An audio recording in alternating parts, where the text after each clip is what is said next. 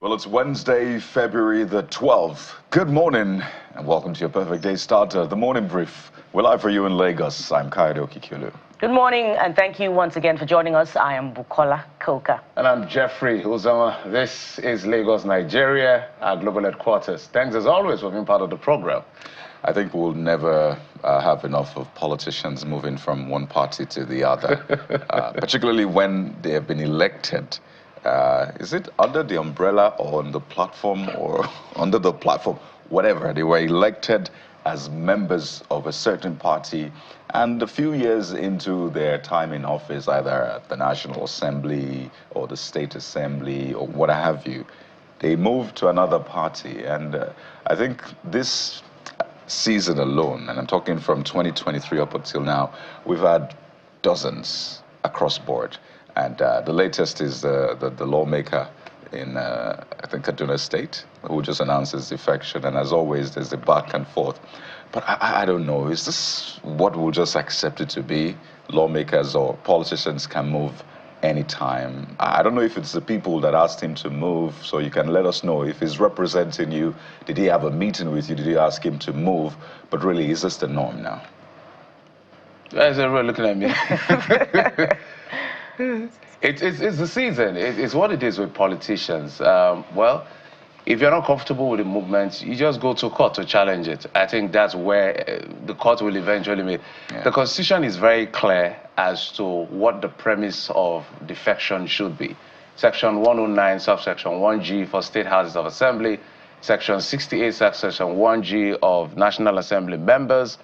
It's quite clear that, there has to be a division within the party. And when the issue of Ifedayo Abegunde in Akure, South and North, against the House of Assembly a long time ago, I think 2015, the man now, I think, is in the management of the NDDC.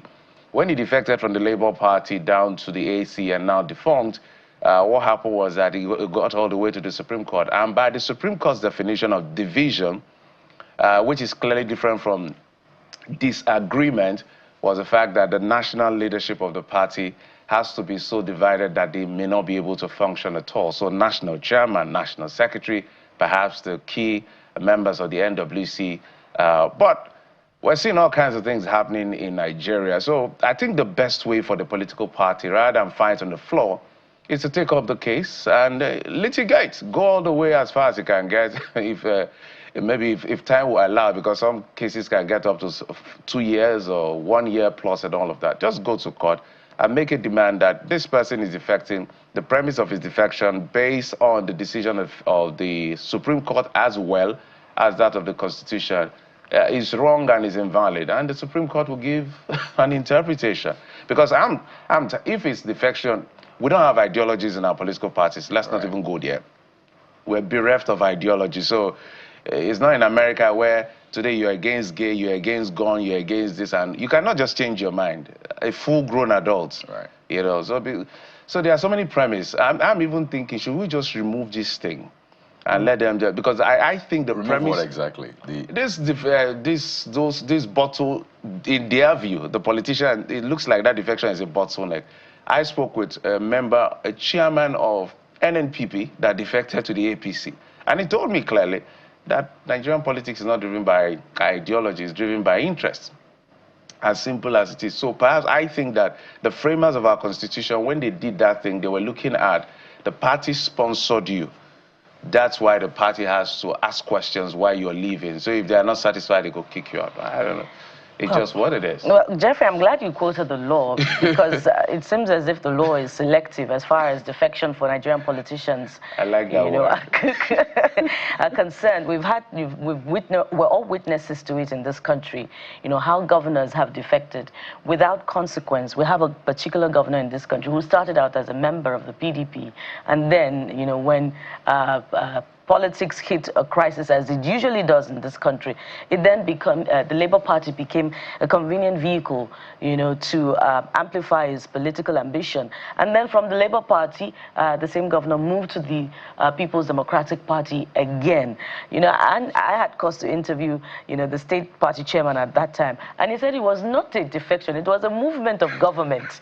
Wow. So there are convenient words, for the intentions of Nigerian politicians. And Jeffrey, you say that there is no ideology, but it was not always so. If we go back down memory lane in history, during the time of Pa Awolowo, Nnamdi Azikiwe, politics at that time was defined by ideology, and the ideological lines were clear. But I guess there's no time to debate it this morning, because Mr. Ahmed's defection from the House of Representatives from PDP to APC is not the last, because we know what is happening with the PDP. It's not the last that we'll hear of. In the coming days, there will be many more defections. What is happening in the PDP is convenient fodder for other lawmakers and indeed other politicians to move government to the other party. And we just may see more of these defections a year down to the 2027 elections. It's like handing over election victory to the APC ahead of time. So let us know if you are from Zango Kataf, Jaba Federal Constituency of Kaduna State.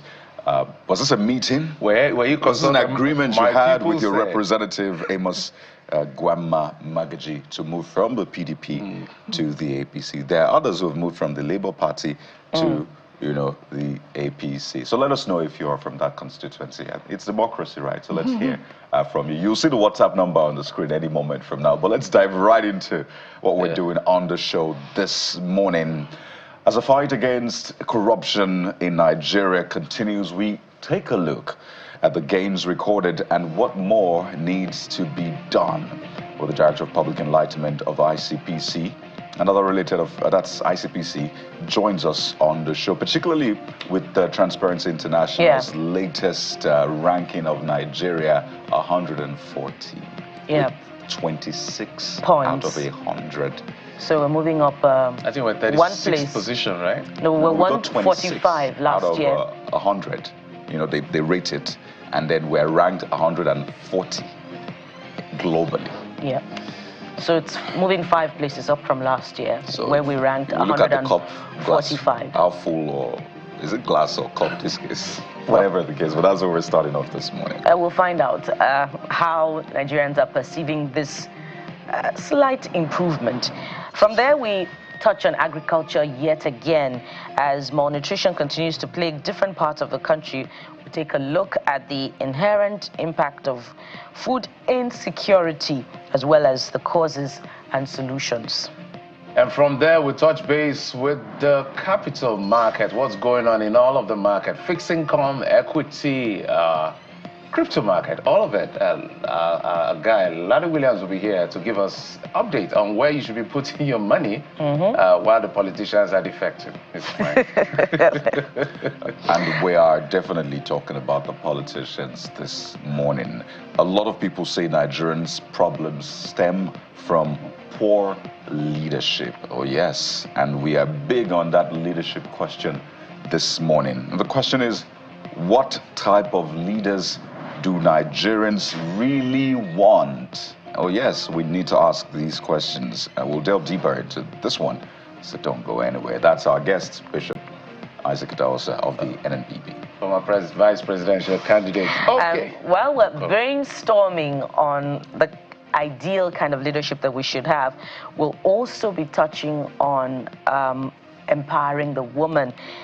Edition of Innovate Her Breakfast today puts the spotlight on a woman juggling motherhood with tech. You do not want to miss this one.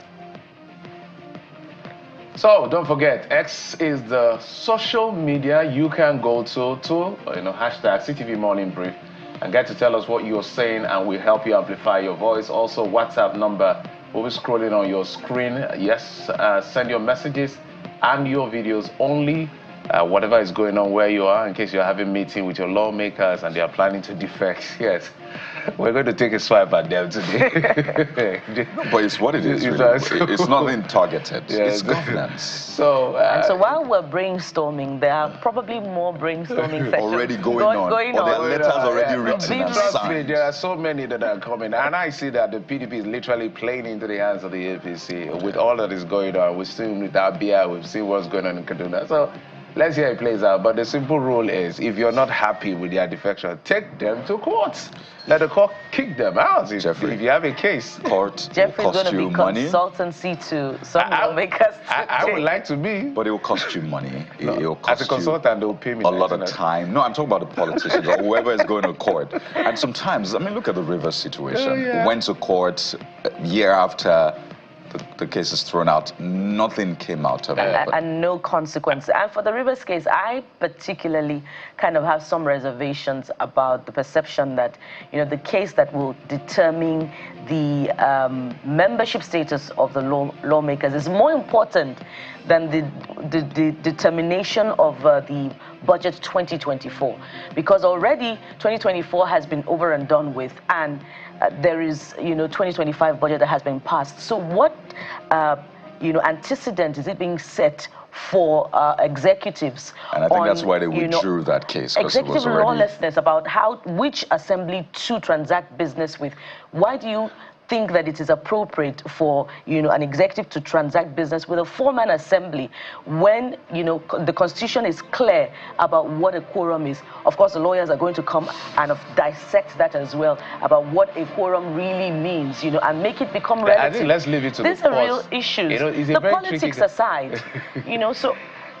Let's leave it to the. I think that's why we left it to the courts to make their decision. Yeah. Let the court decide. And I can give you guys information for free. It's a long haul. It's good tea.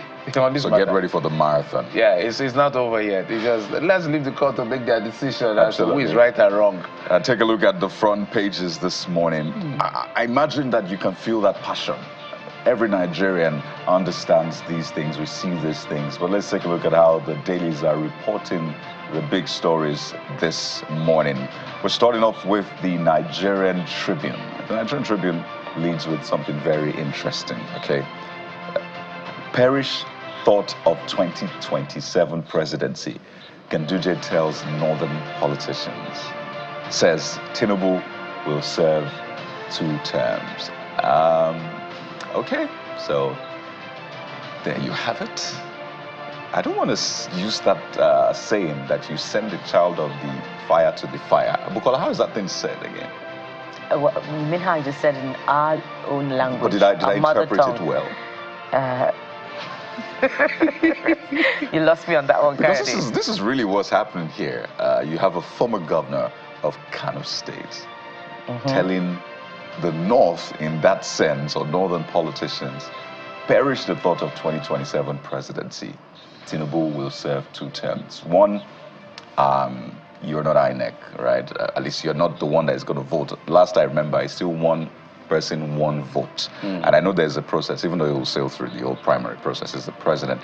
But the election has not even happened just yet. We're not even in 2026 or 22. We have not even seen the gains of this administration yet. We're still in the pains phase. Allow me to use that word, in the pain phase. Well, they're calling him T-gain, actually. Those in government say it's T-gain. Well, those on the other side say it's a T-pain situation. Exactly. What will you say if you're in government? Are you going to say it's T-pain? You don't. I don't expect people. You don't talk while you're eating. I don't expect spokespersons, or that's it. I would be disappointed if a spokesperson comes to say it's T-pain. All right, that's what his job is. I was just a bit uncomfortable that it was coming from the NSA. That was what I was confused about. What's the NSA's business with that? Yeah. You know, Jeffrey, that's data for your consultancy. So please keep gathering. Where are we headed next? Let me just take one more for you. And this, of course, is from yesterday. We had that conversation. And you see, FG to install 100 billion naira solar mini grid at UCH, Unilag, others. And it's great to see this conversation making the rounds. Of course, we had the rural electrification. It can be a tongue twister sometimes. The Rural Electrification Agency head right here on the show spoke about myriad of issues, and this was one of the things that came out, the plan of a government, and we have a date with it in the next 6 months. In August. Exactly. 2025. So we're going to look at all of the promises made, particularly this one, solar mini grids at UCH. Remember the issues with UCH, Unilag, and the rest. So way to go, but we are watching. That's the front page of the Nigerian Tribune. And I wish every Nigerian leader would make targets like that and, you know, show such resolve. But, you know, there's a difference between effort and result. So we're waiting for the result. I pray it succeeds because it's good for all of us. Definitely. Amen. The Guardian, I love The Guardian this morning, and for good reason. Take a look at the big story. The first line at the top of the big caption reads thus: ATM withdrawal fees. CBN bets on breaking POS monopoly, improving banks' cash operation. And there you see a very vivid imagery, or if you like, cartoon presentation of what they're trying to say. You see some Nigerians on the ATM queue, very few of them really, and then you see Nigerians on the POS queue. You see that long line there. Collect 20,000 naira for is it 200 naira now or 400 naira? Yeah, if you are a regular POS customer like some of us, you know what you're charged for 20,000 naira. In fact, in some places, it's 500 naira for 20,000 naira. So it's like a paradox kind of presentation of what the reality really is, because there's been a hike in the charge for ATM withdrawals for fees, and the Guardian is presenting it in this unique situation. I wonder how you guys are internalizing this particular headline, Kayode and Jeffrey. Well, I'm internalizing that and another headline. Okay. So I don't know, Jeffrey, are you internalizing the POS and ATM? Let's move to the next one. The other one you're internalizing. Okay, it's just below the big pictures on the front page of the Guardian newspaper. And this is for Valentine's Day. See, NACA. By the way, NACA is the Action Committee on AIDS. Yeah. Just so you know. Committee on AIDS. NACA urges Nigerians. National Action or okay. Yeah, Action Committee on AIDS. Action Committee on AIDS, yeah. So NACA urges Nigerians, that is you listening to me out there, to shun risky behavior. Nothing more, nothing less. I don't think we need to delve deeper, but just know. In fact, that headline is in red. So enjoy. So responsibly. Valentine is coming. You know the rest, right?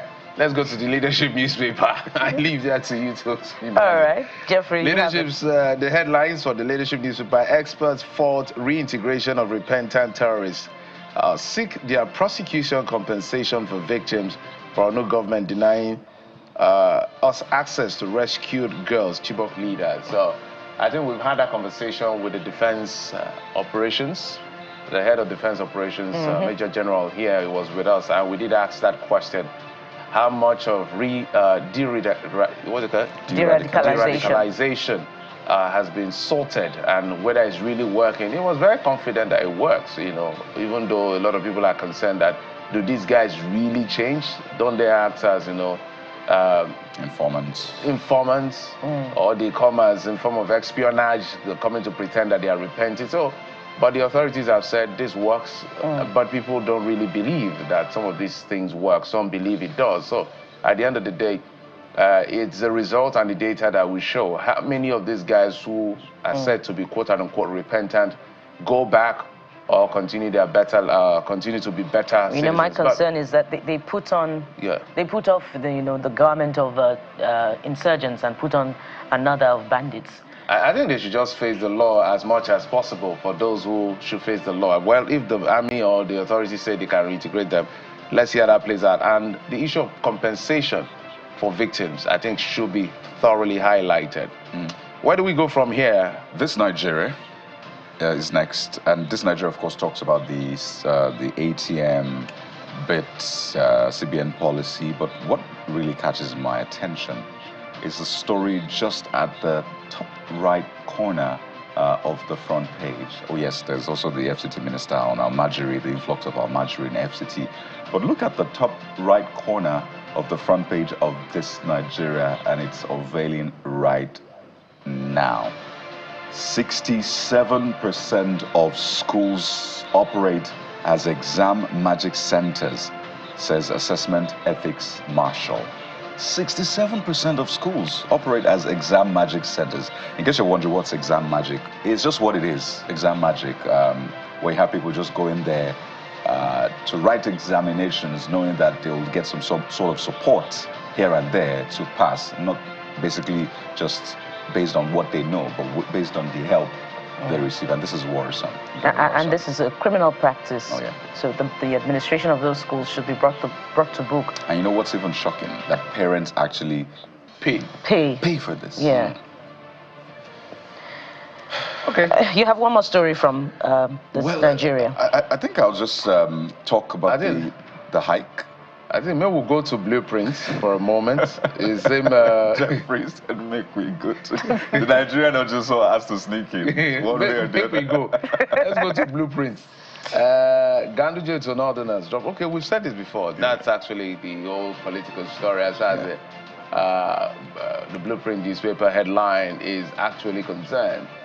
And then it means that the build-up is on. I'm seeing a lot of these days. I see El-Rufai talking a lot. I don't know where that is coming from, but as we've always said, when politicians are looking forward, look backward and know exactly what is going on at the end of the day. So there's a lot of rallying around, realignment, alignment. But these are the early days.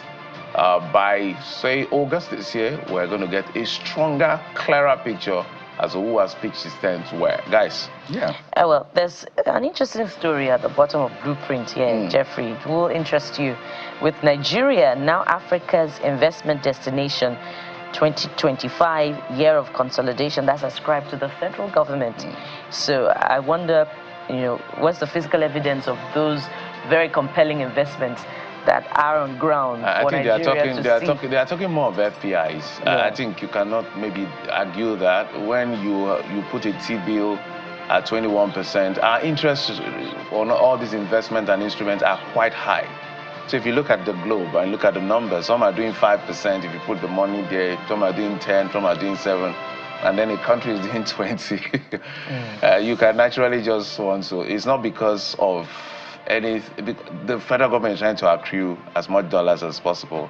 So we're seeing the dollar gain. There's so many factors to that. We can't explain all of it here. But the FPI itself.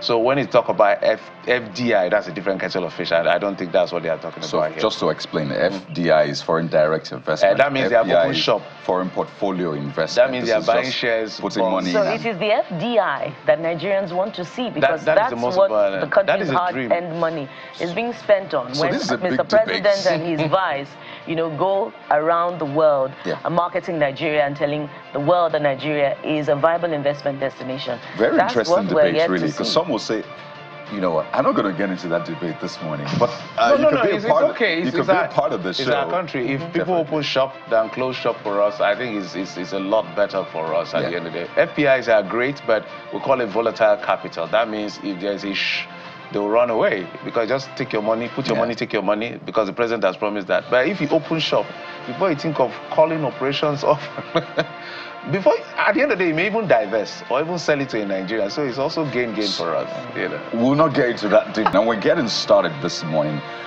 with that corruption perception index. Yet again, yes, another one has been released. The last time Nigeria was at 145th position. But guess what? This time around, we're at 140 with 26 points over 100, right? And this morning, we want to get into some of the issues that have placed us in that position, because some would say, why aren't we top 10, for example, or top 20? Right. So what exactly are the issues and what do we need to fix? We have joining us on the show this morning the Director of Public Enlightenment and Education, the spokesperson of the ICPC, Mr. Demola Bakari, joining us from our Abuja studio, as well as the Country Director, Action Aid Nigeria, Mr. Andrew Mamedu. Gentlemen, good morning and welcome to the Morning Brief. Thank you, Kayode. Good morning. Good morning. Naturally, I'll come to you, Mr. Bakari. 140, okay. I mean, globally, when we could be doing way better. What do you really see when you see these figures, particularly with the work that the ICPC has been trying to do? 140, 26 over 100. Certainly we could do better, Mr. Bakari. Yes, there's always the room for improvement. We certainly can do better. But we do not feel discouraged. In fact, we feel that we should resharpen our strategy. We should do more. So it's a clarion call for us to do more and to intensify all the efforts that we have been making. I mean, to see that corruption is seriously reduced in Nigeria. So it's a clarion call for everybody. It's not just government, private sector, public sector, everybody in Nigeria to do more. And for some people that takes pride in bad-mouthing, they emphasize only the bad to do less. Because corruption perception index is perception. It's what you see, what you say. It's what you is amplified much more. That is it makes up the perception index. So those people, they need to do less and move to the other side to do more, fighting corruption rather than emphasizing the negatives. And this question is particularly important for the ICPC because the CPI, that's the Corruption Perception Index, actually rates countries or ranks countries by their perceived level of corruption in the public sector. And I know the ICPC has done survey ranking the judiciary, for example.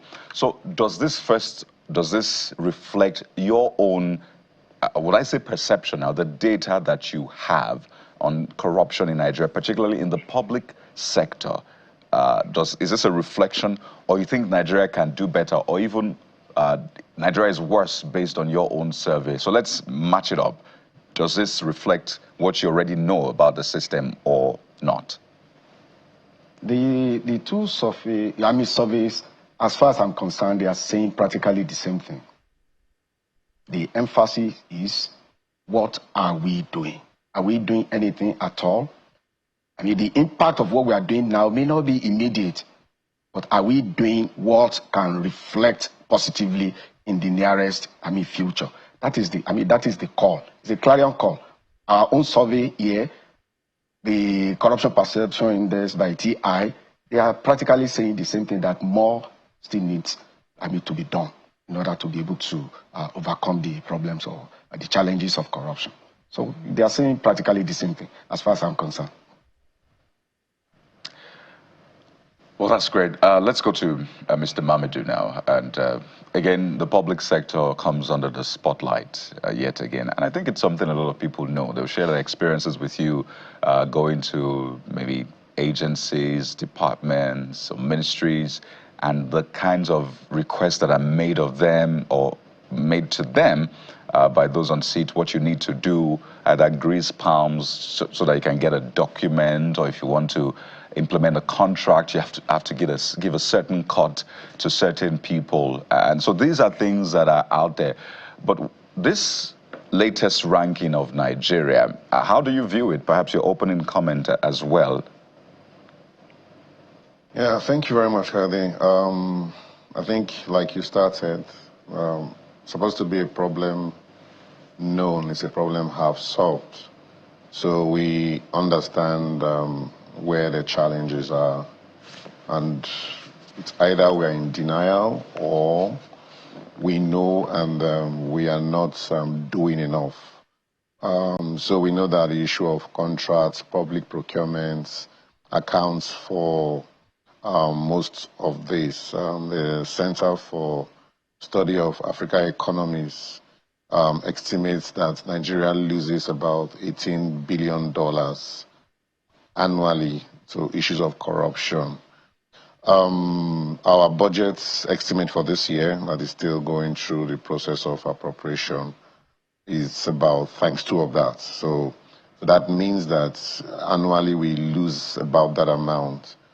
If you go back in figure, it estimated that we have lost about $400 billion as at 2012. And if you then add 18 billion to that, it gives you about 600 and something billion, which is times 2 our GDP. So I'm looking at the political economy of this. So it's hurt us so much. For us in ActionAid, we link corruption to poverty. So corruption is one of the biggest factors that contributes to poverty. So like you said, Kyle, they're looking at how these affects the economy, looking at what happens on a day-to-day basis. We run a rental system, majorly a rental system. Somebody can just get a contract without lifting a hand, sell that contract. So sometimes we pretend as if we do not know, but we are aware that when you have constituency projects, some of these contracts are sold. You hear of people asking for jobs in public sector and saying, bring 2 million naira, bring 3 million naira. These things are known. They are our daily occurrences. And so if we know that these are our daily occurrences, institutions like ICPC, EFCC, they are doing a bit, trying a bit around it, but definitely a whole lot needs to be done. It's something that is hurting us as a country. If we want to get the 1 trillion economy, so like I said, 600, imagine 600 something billion that would have left this shores of this country. Most of it leaves. Some of those monies still stay behind, and in terms of estates and real estate and all of those businesses and all of those. But most of this money leaves the shore of this economy. Maybe we definitely would have gotten to the 1 trillion economy way before now. But clearly, for us to get there, deal with the issue of poverty, those are the main things we need to look at and respond to. All right, let me stay with you for a moment. You've raised a very important issue, and it's a direct question. And that has to do with how do we, because you are saying that this is known, literally. We all know what's going on. We can't pretend not to know what's going on. So how do we now dismantle this quote-unquote institutional complicity in driving corruption from the executive to the legislature across board that you've said? And that question comes to both of you, but let me start with you first. Okay, so the first thing is, okay, we know that. The second thing is we have institutions that are supposed to be responding to this. So these institutions should be given all the power, all the resources they require to do this. We know that citizens also have a role to play in this. The whole whistleblowing, there are sites, websites, for instance, practical things like I just paid a bribe that you can use to say, oh, somebody just paid a bribe to this person. Because I think the challenge is when government decides to act on a particular case, they go hard on, they pursue it, and they prosecute it.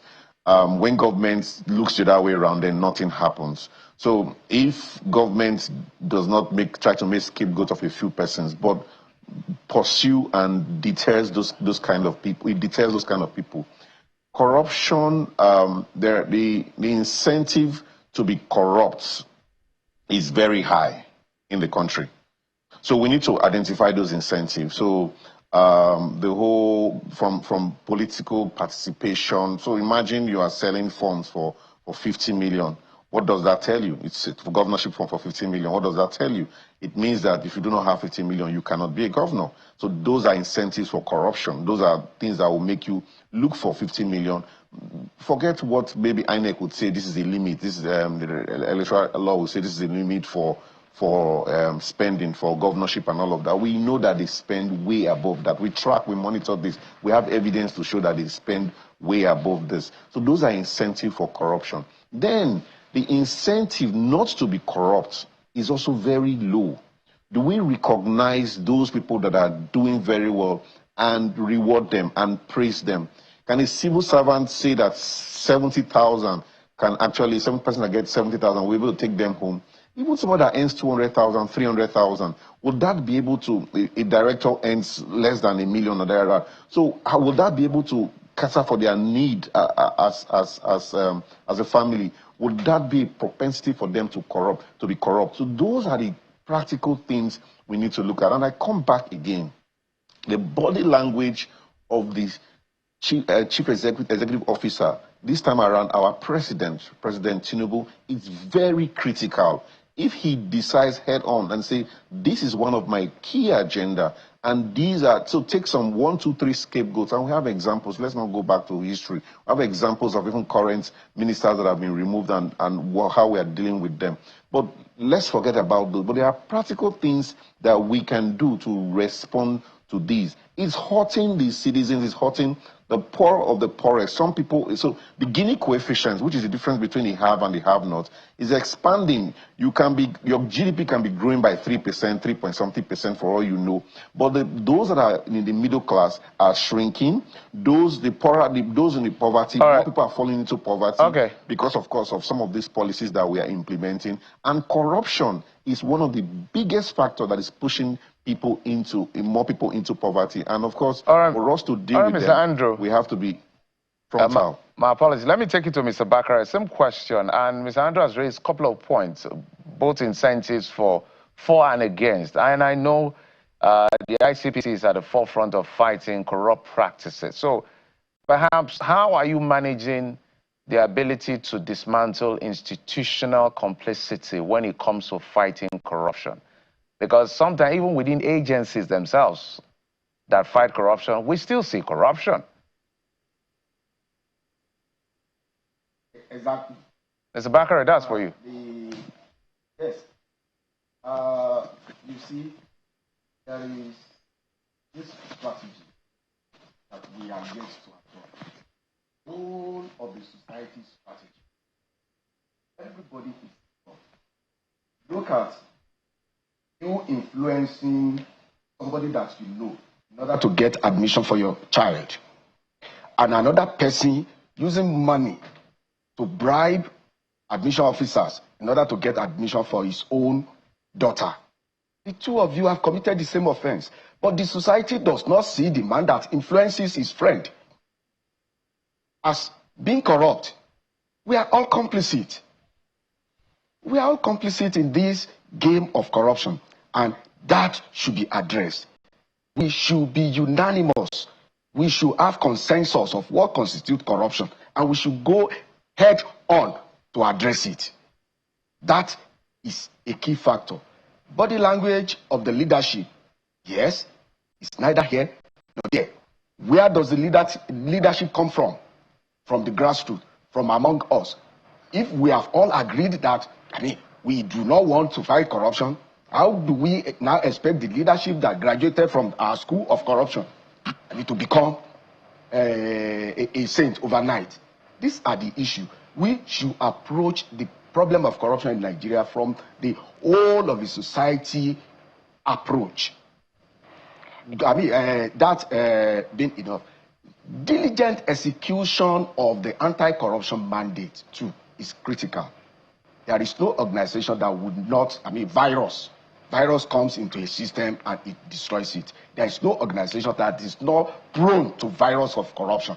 Even the anti-corruption agencies. But we should be diligent in executing the law. More diligent in executing the law. And use the big stick where it is necessary. Use reward system where it is very necessary. The pay packet of public officials in Nigeria, in spite of the review of minimum wage, still cannot take people home. And necessarily, people will want to survive. Survival is the first law in human existence. People want to survive, and they will survive one way or the other. So all these policy, we should tinker with the policy governance system very well, so that at least there will be less propensity to corruption among the general populace. All right. Education and Mr. Bakare is very key too. Yes. I'm going to stay with you for a bit. And if you talk about collective complicity as far as corruption is concerned, some would say that it flows from the top. And this minimal increase or movement upwards that Nigeria is witnessing, from the Corruption Perception Index, some would say it's insignificant. And let's talk about executive corruption. What we're seeing with the largest assets recovery done by EFCC and some high-profile corruption cases currently ongoing, isn't it mere, highlights of high drama? as against what we witness in other countries of the world, where executives are actually prosecuted and convicted, and they go to jail, and we can refer to Brazil, Peru, France, but what we see here in Nigeria is, sometimes an executive pardon of those who manage to be convicted of corruption. I'd like you to speak to that, sir. Well, I want to differ a little bit. You see, the anti-corruption agencies goes after the thief. The anti-corruption agencies investigate and prosecute. It takes time to investigate. Bribe of 20 naira could be more difficult to even prove than the bribe of 200 million naira. The 200 million naira necessarily might have passed through the bank, but 20,000 naira or 20 naira that somebody received, over the counter, may not have a proof, and it will become very difficult to prove. It is the small thief that graduates to become bigger thief. That is why I am personally advocating the whole of a society approach to fighting corruption. Executive complicity, that you mentioned.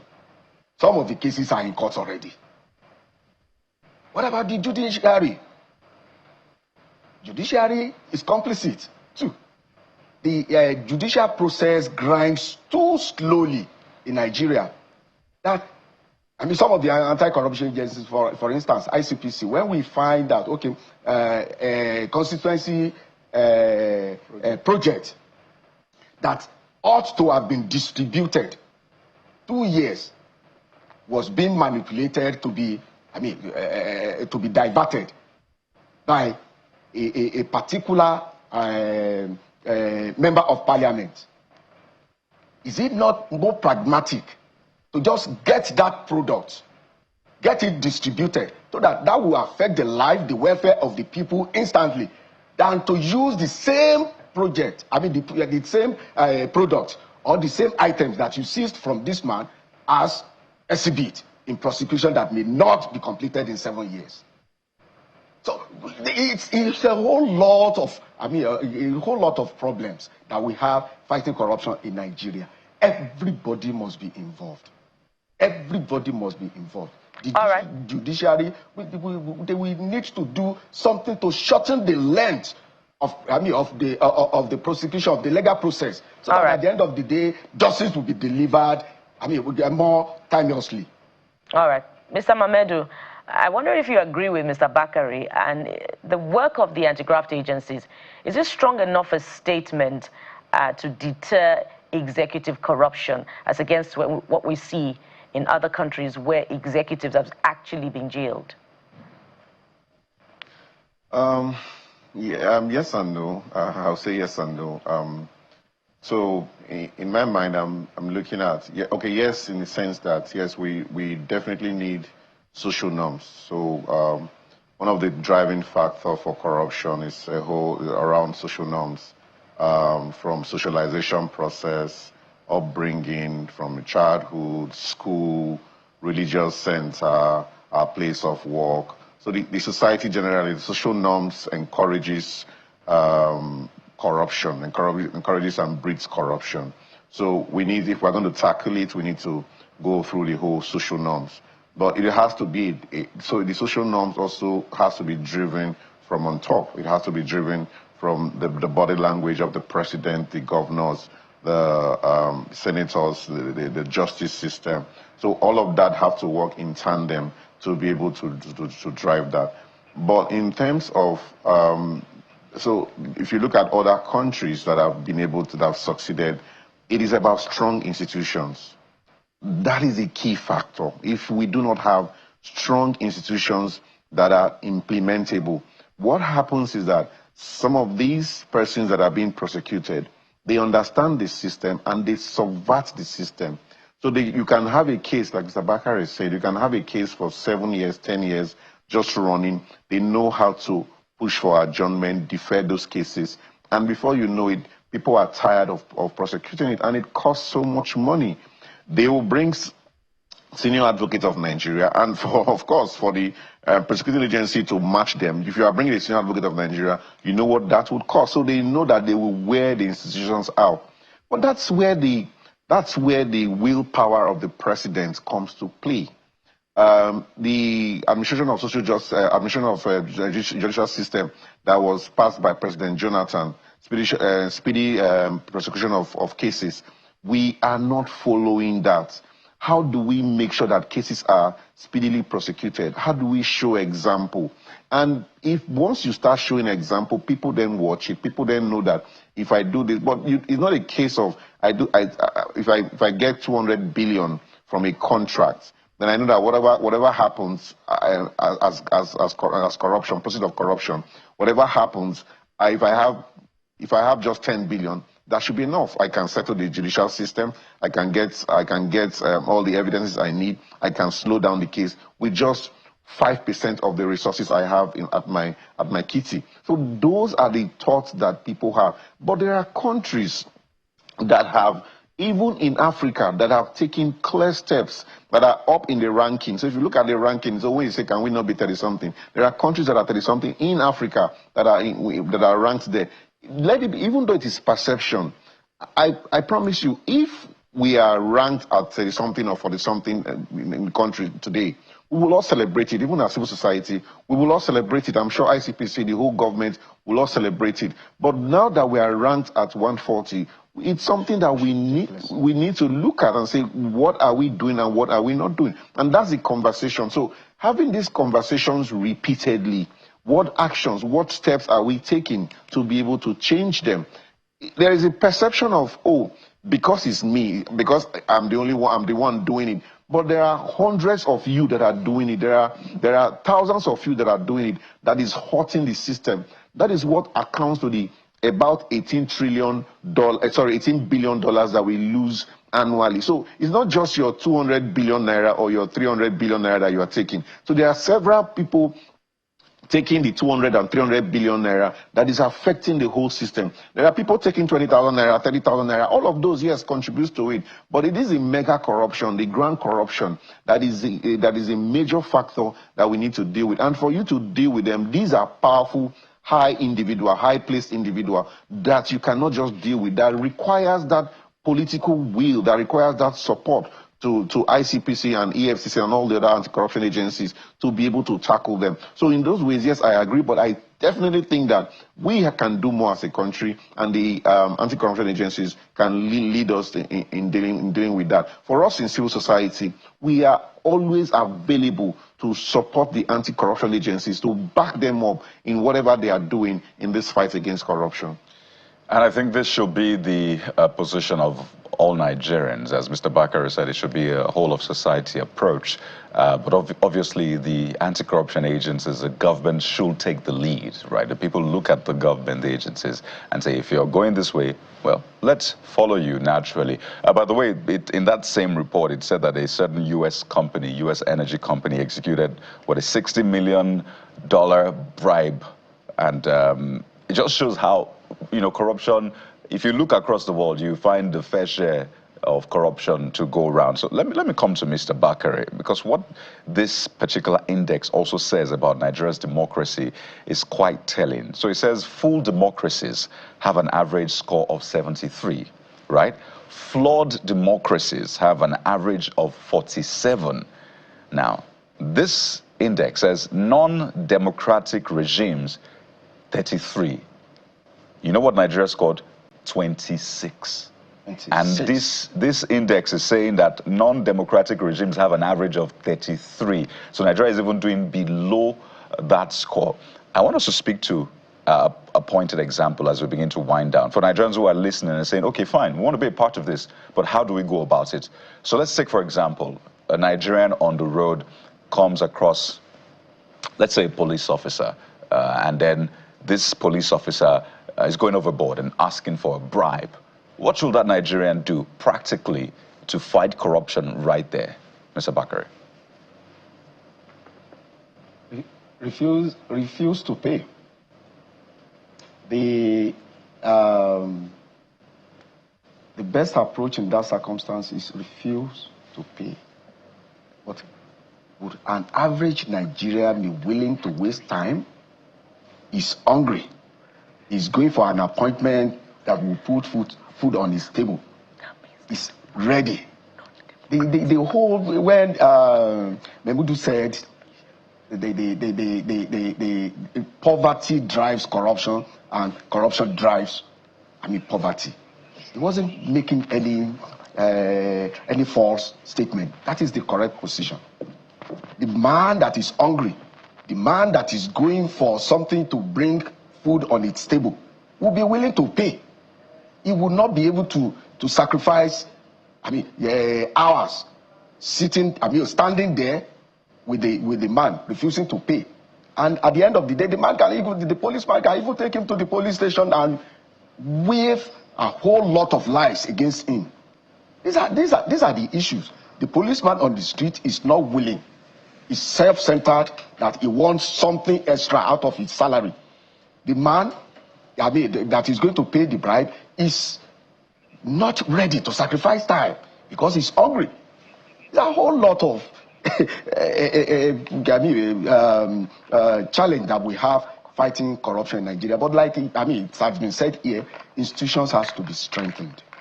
Our system has to be strengthened to be able to withstand. Corruption corruption resistance system can be emplaced. If we do that, our system itself will fight corruption. We need to use technology. But the way we use technology in Nigeria, we even subvert the technology. Imagine you want to do recruitment and you say, okay, it's going to be online recruitment. Online recruitment. But the online application is not working.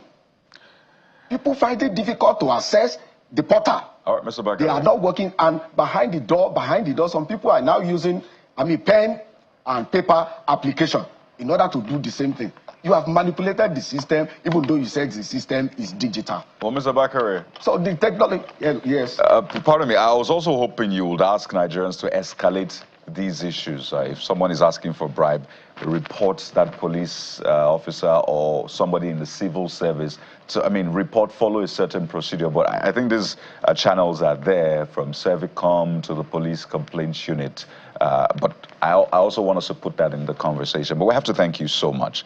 Mr. Demola Bakare, Director of Public Enlightenment and Education, is a spokesperson for the ICPC. Thank you so much for your time. Of course, I would always be coming to you from time to time to track the work you're doing. I've also been speaking with the Country Director, Action Aid Nigeria, Mr. Andrew Mamedu. Both gentlemen joining us from our Abuja studio. Thank you for your time, and wish you the very best. When you were talking to Mr. Bakare, I was wondering when he said, don't give. Be sure the policeman is not cocking his gun looking at you. You have to assess the situation. Right. Get out of danger first.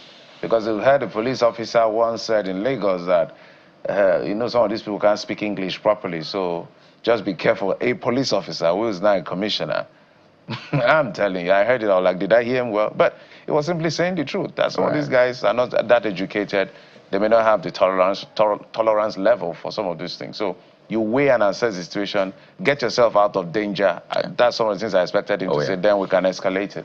Don't go and kill yourself over nothing. I think it goes without saying, really. So let's, of course, be watchful out there. But it's time for us to take trends. There's been a video making the rounds about a student and a lecturer in a university. Well, Bukola has the major trends for us at the moment. So stay with us right here. We'll be right back.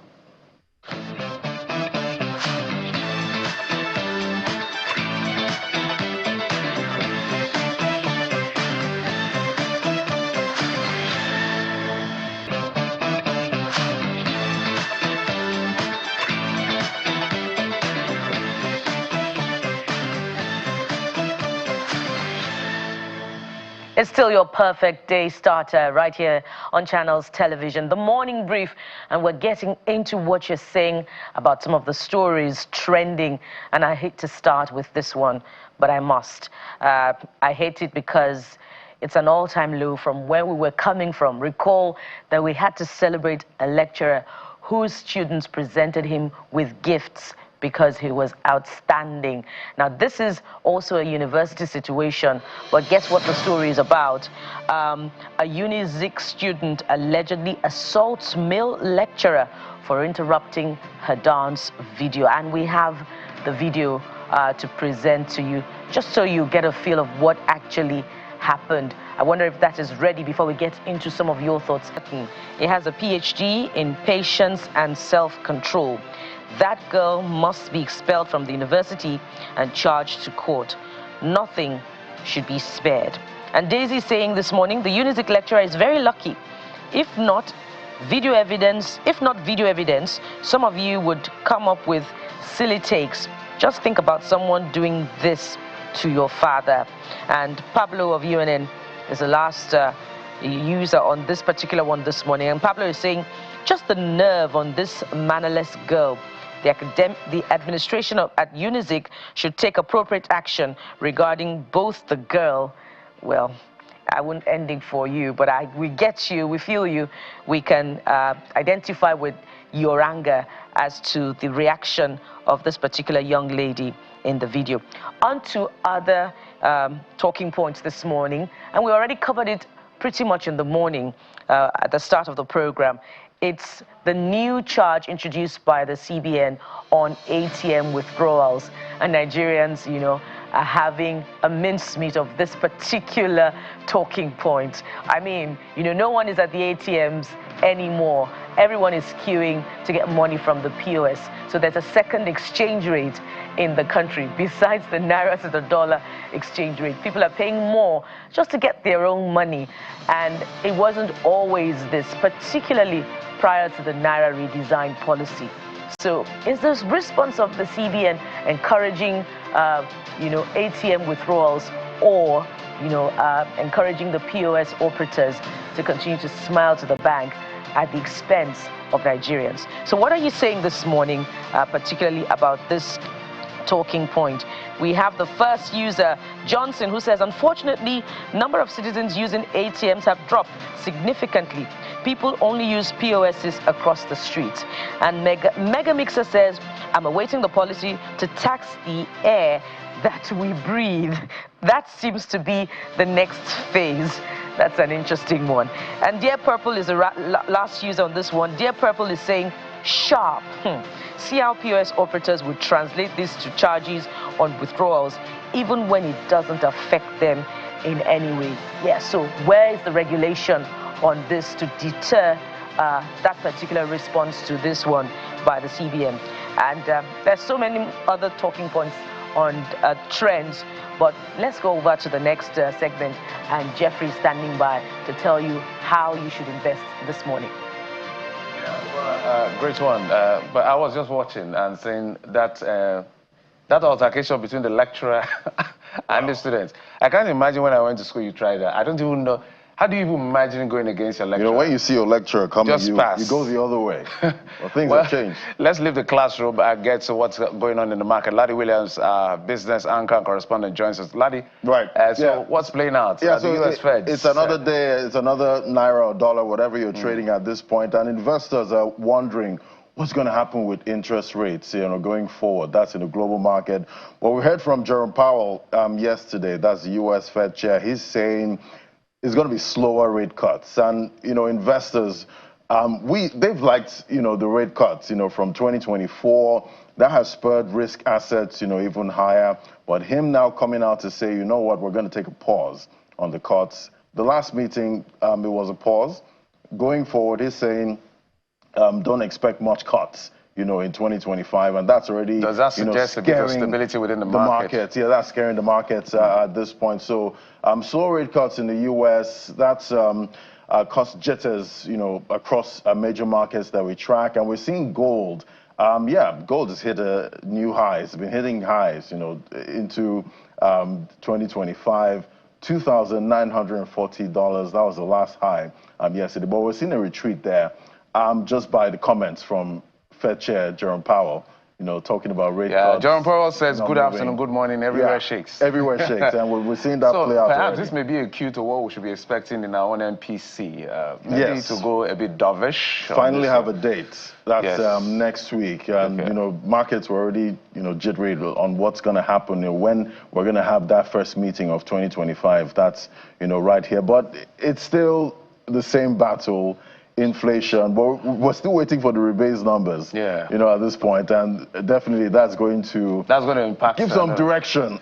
I'll ask you a question when we end this. But let's move on to what's playing out here. Yeah. So I don't know if you've tried to recharge your data, anytime soon, but they have it. MTN Nigeria, they've implemented a 50% hike, and we're waiting for other operators to implement theirs as well. To implement theirs. So MTN is leading that charge at this point. I can understand why they are leading the charge. They recorded losses. Yes, so exactly. They have to recoup as quickly as possible. Yeah, so there's one package that's getting all the attention. One that's about 2,000, it used to be like 2,000 naira, to get that package, but that shot up to about 6,000. And everyone's like, MTN's increased it by 200%. But they've come out to say, you know what, it was a promotional price, that 2,000 naira. So actually it was about 4,000. So a lot to still, unpack there. Then we're seeing in the crypto space, we're seeing Bitcoin, that's retreated really big. And really big, Ethereum, 2.42% drop, 95,000. Quite bearish across board. And it's all on the comments from Fed Chair Jerome Powell saying that the rate cuts are going to be slower. And we've seen investors react, to that. But at this point, it almost seems investors are just looking for any excuse, to go one way, in this market. And we've seen Ethereum also pull back bigger this morning, 3.65%. So that's quite significant. Yeah, quite significant. But on the flip side, back here in Nigeria, it's looking good. The all-share index for Nigeria stock market, that went up again. So that's 0.65% up. That's for Nigeria's stock markets for the all-share index, hitting that 106,000 level. So we're near the previous high, at this point. We're getting back there. We're getting back there. So are we going to meet a resistance, or are we going to break through that? We'll definitely keep watching. But eyes on the stocks for the telecoms. Yes. MTN Nigeria, Airtel, Africa. What's going to happen? Yeah, now that they have, the go-ahead, already seen those prices, for their services, tip up. So is this a good time to buy or just wait for it to pull back? Well, no financial advice, but yeah, investors are watching those stocks. And we've seen MTN rise. So before I let you go, so what do you expect from the MPC? I know it's far ahead. Are you expecting them to maybe marginally hike or hold? Or? Yeah, consensus right now is a hold, at this point. So they try to understand, the new data and all of that. But who knows? We might get a surprise. Okay. Laddie Williams keeping eyes on the market for all of us right here to make sure that for those of us who are investors, you make the right investment. And if you're not an investor, just get the news and move on. Just move on. Move on with it. We'll take a quick break. I'll swing it over to my guy, Coyote, who is standing by for other part of the program. Coyote. Oh, yes, Jeffrey. We're talking food right now, because food is important. After or before you talk stocks, before you talk investment, you have to invest in your stomach, right? Invest in your body. And that's why we're starting with this very fundamental need. We have joining us on the program, Peggy Maimaji, who is a project coordinator from in Nigeria, joining us from our Abuja studio. Good morning, Peggy. You're welcome to the Morning Brief. Good morning. We want to focus on ending food poverty yet again. This is a conversation we've been very consistent with, Peggy, and I want to see how far we can take this on the show this morning. I was looking at the Oxfam's report. By the way, Oxfam, in case you're wondering, is named after the Oxford Committee for Famine Relief. And I was looking at that report, Takers Not Makers, which said that billionaire wealth has risen 3 times faster in 2024. In fact, we're expecting 5 trillionaires globally now. Sadly, the situation has remained the same for poor people. So there's an unfair distribution of wealth and unfair distribution of poverty, if there's anything like that. So this conversation around making rights to food a thing, is it really possible, seeing that it doesn't look like poverty is going anywhere soon, at least globally and in Nigeria, Peggy? It's possible, But you see, to make that happen, first of all, we need to put our money where our mouth is. We need to simply invest in agriculture. If you look at, the reports that you spoke about, you would notice that the poverty rate in Nigeria is extremely high. We are in extreme poverty, saying to say that 63% of Nigerians are poor. That is more than half of our populations are not just poor, they are extremely poor. Now, what that means is that 63% of Nigerians do not have food on their tables. How do we solve that problem? If we want to implement the Right to Food Act that was just passed in 2023, we need to invest in agriculture, because that act simply says that the government is the chief duty bearer. They have the right, they have the responsibility to provide food for the citizens. If we're not setting aside the budget to do that, it's simply not going to be possible. Now let's look at our 2025 agriculture budget. Comparing it with the budget for 2024, you would notice that there's a sharp drop in the allocation for agriculture, when we're actually supposed to be investing more in agriculture. Last year, the allocation for agriculture was about 990 something billion naira. And then this year, it has dropped to 600 and I think about 63 billion naira or so. That's a sharp drop. And when you're talking about budgeting and investment in agriculture, we have a benchmark that we are supposed to work with. And that benchmark is the CADEP protocol. It says that budget allocations should be a minimum of 10% of your expenditure. And as of this year, we're doing about 1.2% of our total expenditure. That is poor.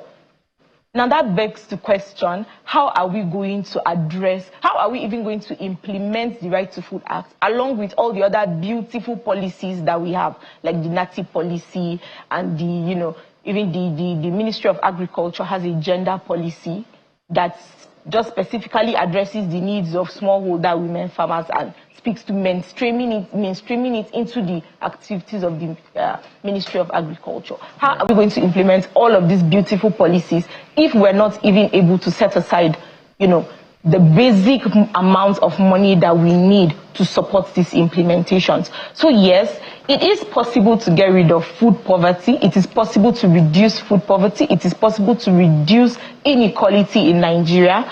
But to do that, we need to be willing to put our money where our mouth is. We need to be willing to put our investments and channel them in the right direction. And that's very important, Peggy.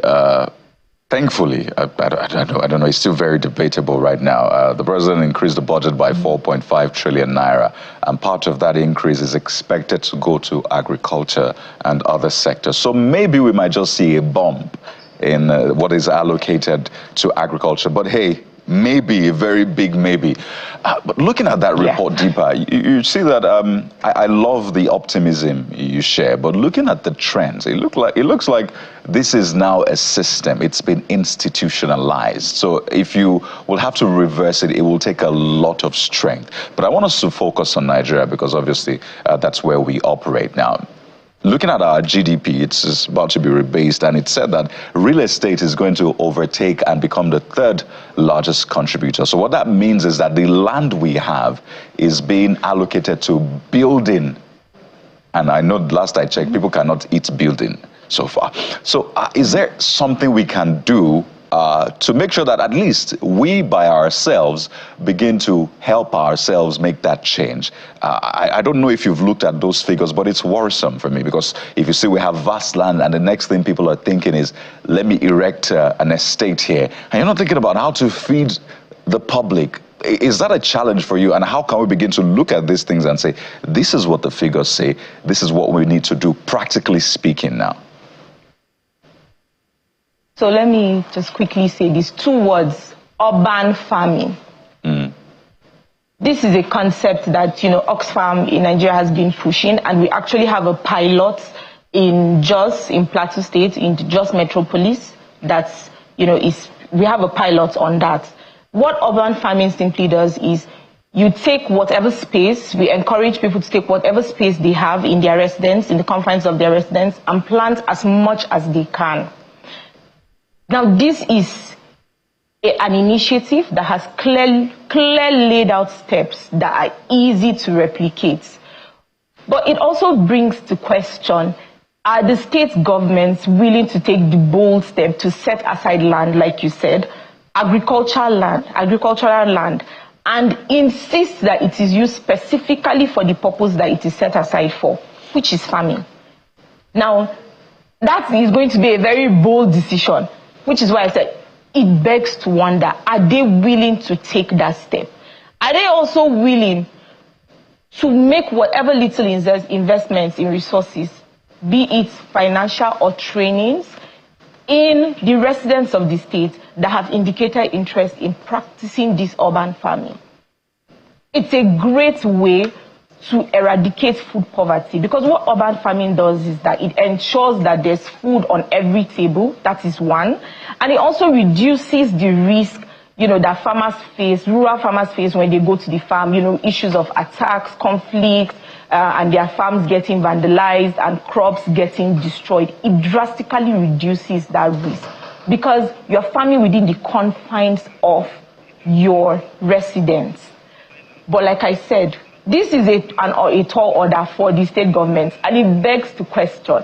For instance, now, I would want to ask the Plateau State Governor, is he willing, since the pilot is in his state, is he willing to set aside land in his state and say that this land is for farming and it cannot be used for anything else aside from farming? Is he willing to implement, this decision? Right. Is he willing to set aside resources to support the people that will be willing to go into this urban farming? I mean, these are the issues. Well, Peggy, very important point, and I really hope Nigerians listening right now can begin to ask their state governors the same question, because I don't think we lack land at all. But I want you to end with maybe practical tips for everyday Nigerians. I know the wife of the president had championed this cause, plant something. Everybody should plant something. And she came under a lot of attacks from people saying, "No, we need this in large scale, right? How much will my little tomato do, or my little vegetable? How much of the price of food in the market will it change?" So you talked about urban farming. I'm really interested in that. While we wait for government, what can individuals begin to do? I know it's an anomaly. The government should lead the charge in some sense, but hey, we don't have to wait for government all the time. So what can we begin to do practically as individuals now? As individuals, as citizens of Nigeria, we also have a duty to hold the government responsible. You have a duty to actively engage your government, your policy leaders, your stakeholders, to tell them that this is what we want done in our communities. This is what we want to go into the budget. It's our responsibility as citizens, and we need to take it seriously, because if you don't do that, we are practically giving them the free hand to implement whatever it is, to design whatever kind of programs that they want to design, and just push it down to us. And it does not necessarily address the needs of specific demographics. So we need to engage them to push forwards our needs and our wants. You need to clearly speak, engage your policy leaders, even at the smallest level, at the local government level, at the lowest level. But we need to put ourselves together and come forward. And this is also something that it has been proven to work. We work with a group of women who we call Obonge women, who actively engage the government. For instance, in Lagos State, and they have achieved a lot. They actively engage the Ministry of Agriculture, and they give directions on the kind of programs that they want, on what they need, and they have achieved a lot. The ministry is able to implement programs that speaks directly to the needs of smallholder farmers. So this is one of the things that we need to do. It's practical and it's doable. We just need to put ourselves in groups. We need to actively participate in decisions that affect our lives as Nigerians. Right. Thank you. Peggy, very fantastic conversation we've had. I'll just leave it with this line from that report, that the global system as it is right now, with the colonial system apparently, still extracts wealth from the global south to the super rich 1% in the global north at a rate of $30 million an hour. This is just something for us to chew on, for our viewers and for everyone. There is still that system that extracts $30 million per hour from the Global South. Peggy, we have to thank you so much. Peggy Mimaje is Project Coordinator, Oxfam in Nigeria. Thank you for your time, and I hope the next time we talk, we'll have a better story to tell. Thank you, Peggy. Thank you. We'll take a quick break now, and when we return, we have more for you on the show, so stay with us.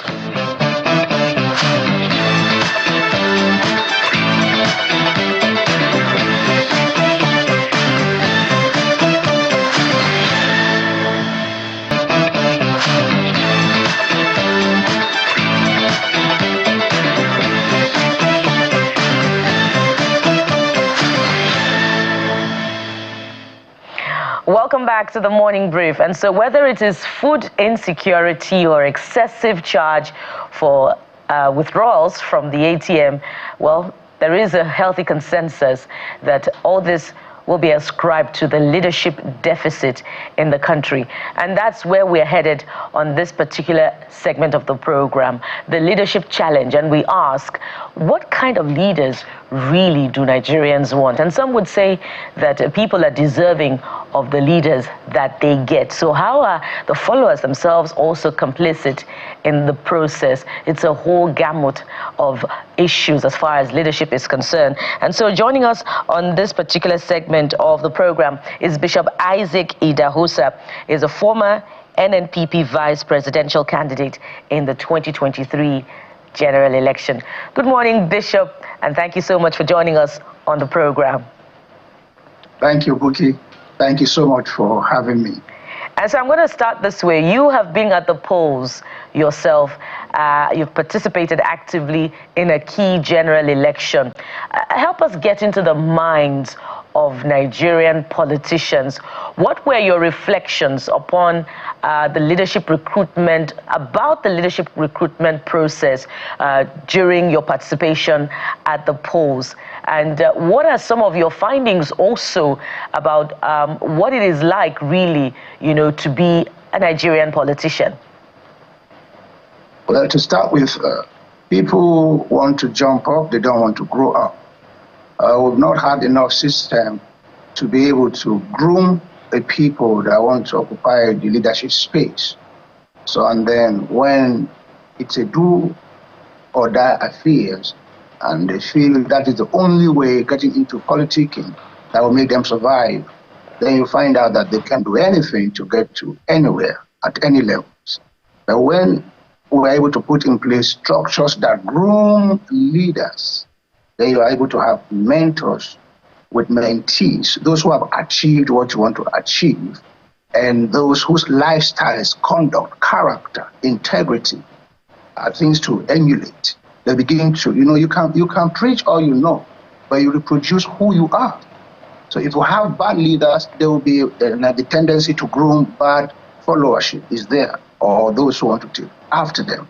We must begin by imbibing in people the fear of God, the reason for leadership. Why do you want to aspire to occupy that space? What's your vision like? What are your antecedents?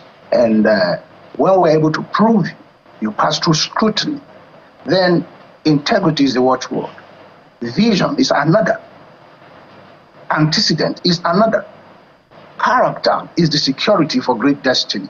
If Nigeria will be great again, we must be able to imbibe from our household, the little cell at home, the fear of God. Once you have got the fear of God, most of these things will be things of the past.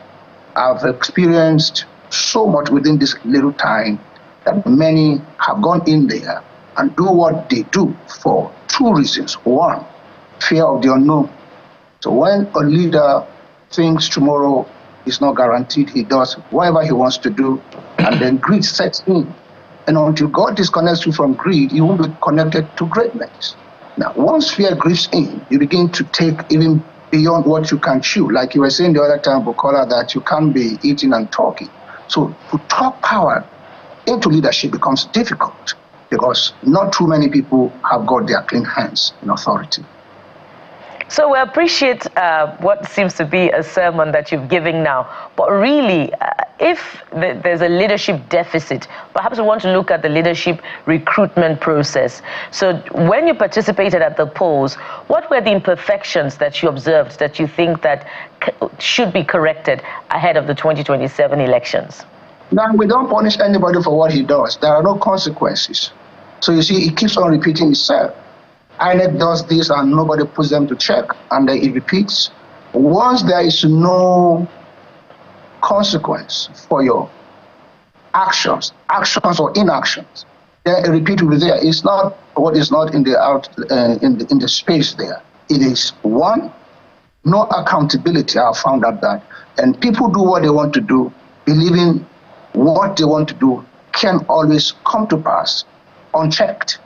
So when you become more powerful than the structures or institutions in place, then all these are the things I have found, that some are more powerful than the institution. So they dictate what happens. So no matter what effort you put in, you discover that your effort normally, most of the times, go unrewarded or without any input, as it were. We ran the race, and we have found out a lot that money politicking has taken over the system.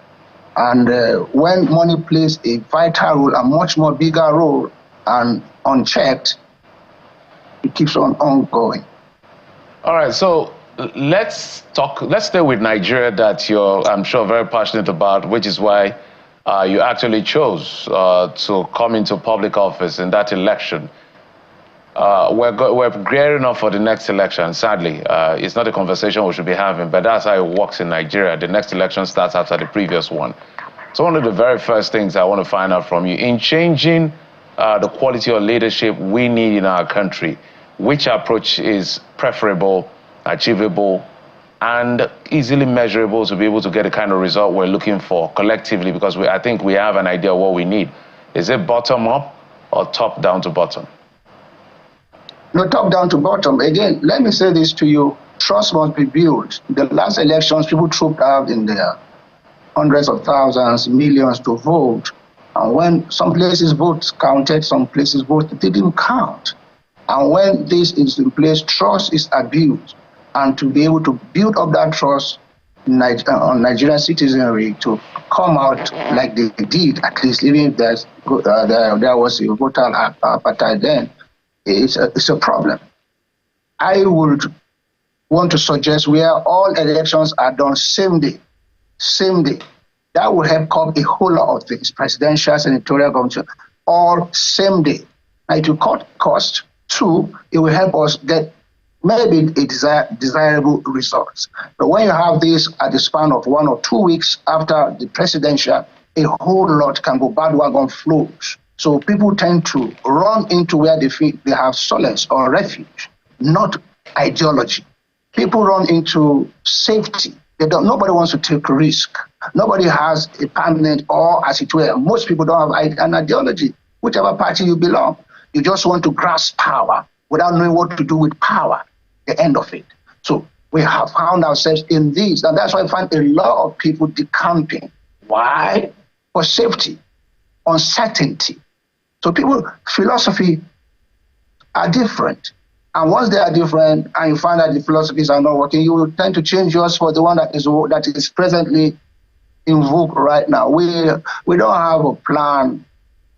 I just pray Nigeria will get it right. And to getting it right, and I began by saying the fear of God. When you know that you be accountable, if not to man, but to God, then you are able to do your thing with some kind of reverence to knowing that power is transient.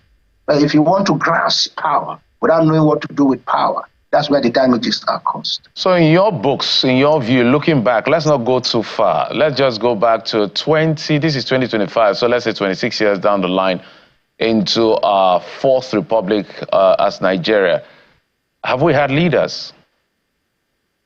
Of course, we have had leaders. Otherwise, we are not going to be. Leadership is all about influence. Where we are not where we want to be, but we are not where we used to be.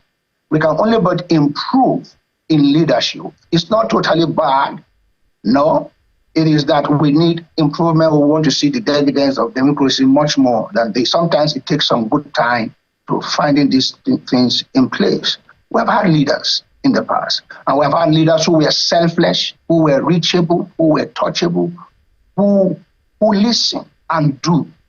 But when you have a leader who is being like caged, who doesn't, the feedbacks are filtered, except for a leader who, that's why you see some leaders, when they get to a place of power, they tend to forget where they used to be because of those who surround them. Sometimes the leadership is good, but those that surround them, most of the times, are psychophants.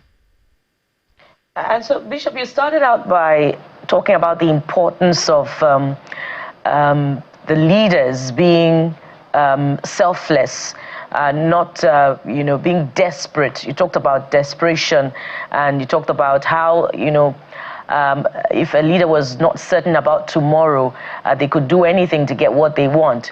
I'd like you to, borrowing from that particular line of thinking, just hold the mirror to your own political party. I wonder if you're still a member of the NNPP.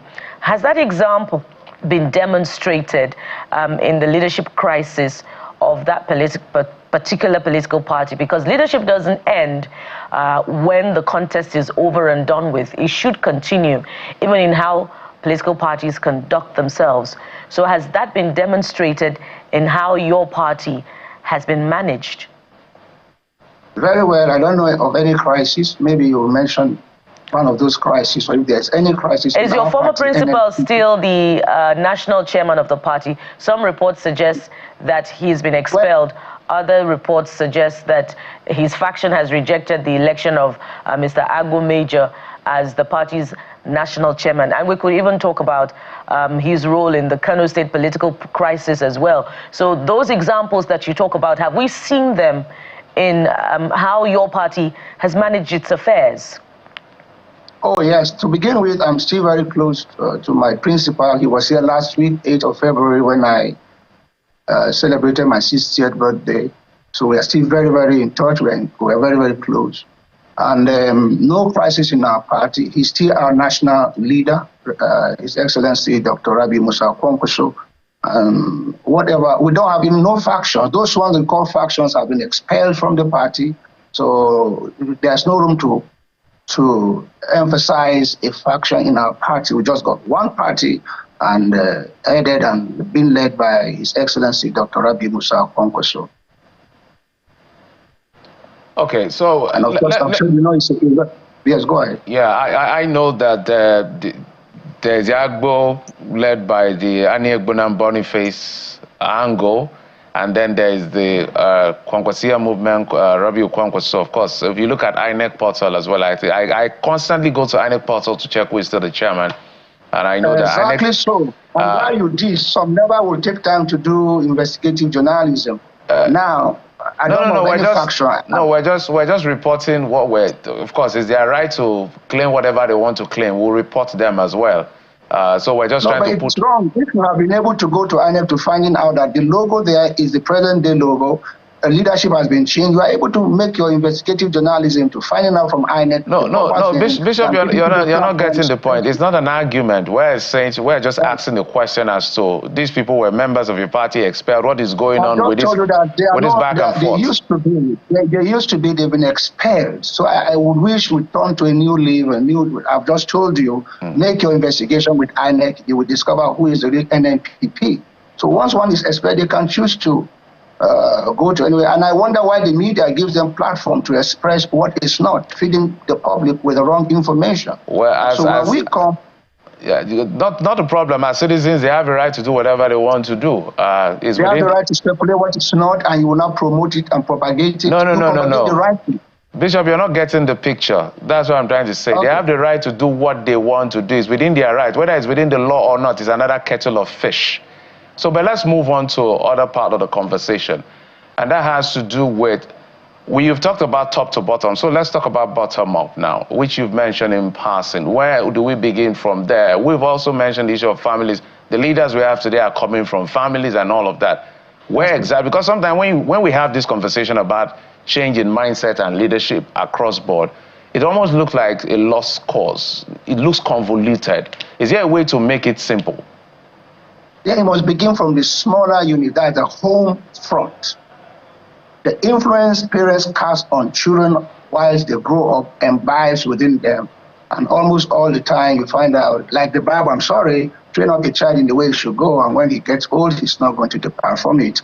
And these are the things that will not influence a child, and they imbibe quality values in your children. And as they grow up, they are the ones that will fit into these spaces. Then they are groomed into leadership. It's not what you just want to grasp. You give what you have. If you don't have it, you don't have it. So you have to have a vision. What is a clear vision? Vision, clarity is power. Once you have a vision and the reason to serve, leadership is all about influence, service. So you must be the least among. Now, if you want to render services, there are certain things that are required. You must know who you are rendering services to, the best thing to offering them, and the amenities and what have you. Now, I emphasize on primarily what pivots, what should galvanize our hearts together is the fear and love for country. Love for country. Once we have love for country, we are able to do what we make the citizens happy, put in the basic and necessary infrastructures in place, and ensure there's accountability. You don't get responsible if you are not accountable. So it starts from those small units. We should be able to, at least for now, have institutions for leadership control, training. And when you begin to have this, your mindset, our mindset as Nigerians must have to change, that we are in leadership not to grasp, but to give, and to give in everything that will make a better tomorrow. And leadership too, those in places of power or authority must learn that today they are there, tomorrow they are not there. Those who used to be there 20 years ago, 10 years ago, are not there today. You won't be there tomorrow. And what will you be remembered for? If you have all these things inculcated, imbibed in you, you are able to live and then serve the people so that the people can best improve their situations and livelihood. And now, Bishop, let's talk about, the clergy and their participation in politics. And I'm asking you this question for good reason, because, you are a bishop.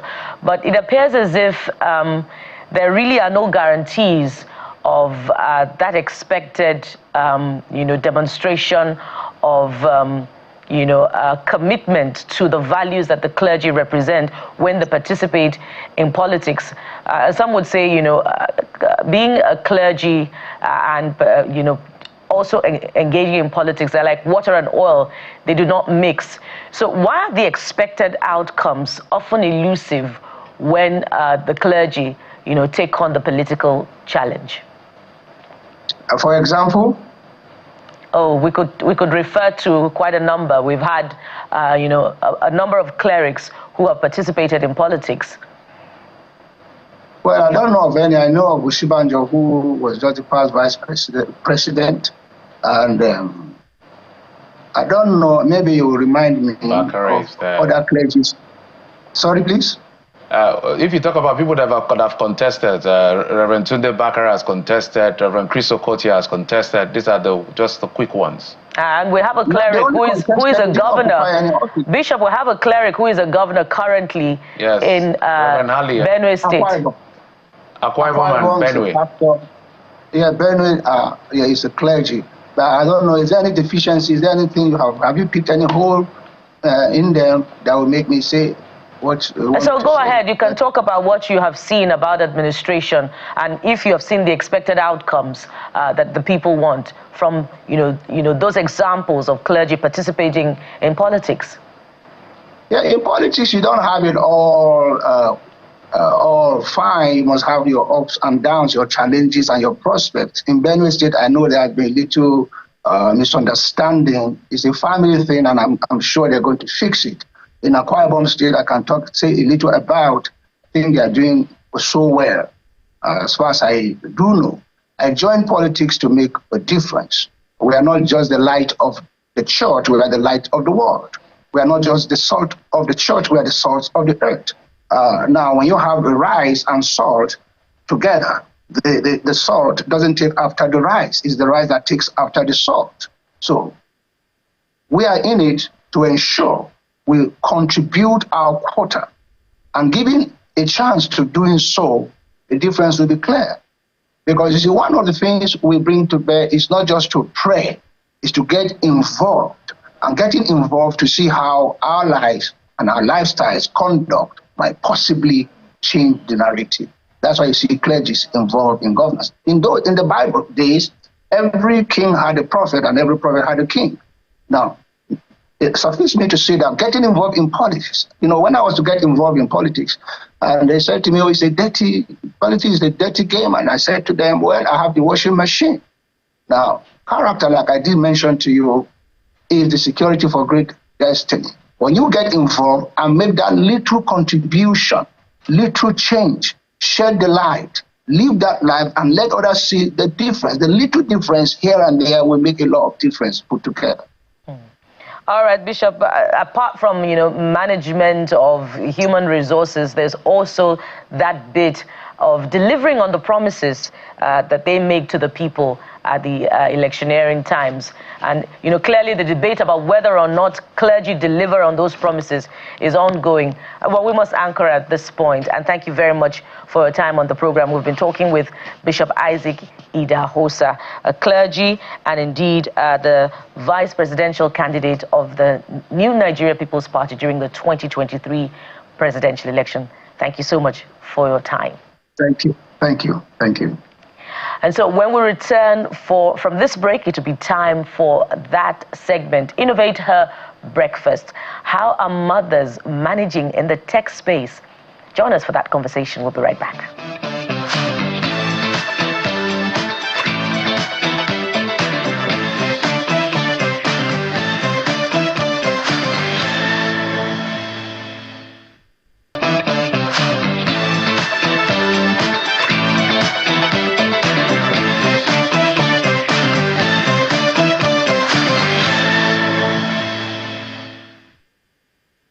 Welcome back. Let's talk to Olatokunbo Ogunlade, founder, the Coding Mom.